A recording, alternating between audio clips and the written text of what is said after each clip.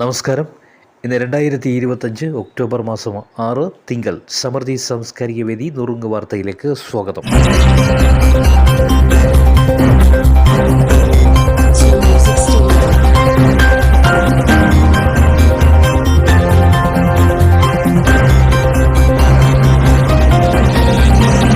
ചുമയ്ക്കുള്ള മരുന്ന് കഴിച്ചുണ്ടായ ശിശുമരണം സംബന്ധിച്ച് സംസ്ഥാനങ്ങളുമായി കേന്ദ്ര ആരോഗ്യ മന്ത്രാലയം സുപ്രധാന യോഗം ചേർന്നു. 15ാം കേരള നിയമസഭയുടെ 14ാം സമ്മേളനം ഇന്ന് പുനരാരംഭിക്കും. 49ാമത് വയലാർ സാഹിത്യ പുരസ്കാരം സന്തോഷ് കുമാറിന്. തപോമയുടെ അച്ഛൻ എന്ന കൃതിക്കാണ് പുരസ്കാരം. സംസ്ഥാനത്തെ കന്നുകാലികൾക്കുള്ള ഇൻഷുറൻസിനായി ഗോസമൃദ്ധി പദ്ധതി നടപ്പാക്കുമെന്ന് മന്ത്രി ജെ ചിഞ്ചുറാണി.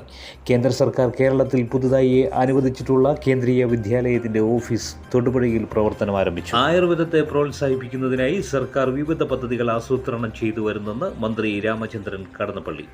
ജയ്പൂരിലെ സവായ് മാൻ സിംഗ് ആശുപത്രിയിൽ തീപിടുത്തം, 6 രോഗികൾ മരണമടഞ്ഞു. സ്വർണ്ണപ്പാളി വിവാദത്തിൽ ദേവസ്വം ബോർഡ് മുൻ ഉദ്യോഗസ്ഥരിൽ നിന്ന് മൊഴി രേഖപ്പെടുത്തും. അമേരിക്കയിലെ സർക്കാർ ഷട്ട് ഡൗൺ 6ാം ദിവസത്തിലേക്ക്. ട്രംപിന്റെ 20 ദിന സമാധാന പദ്ധതിയിൽ ഇന്ന് ഈജിപ്തിൽ ചർച്ച.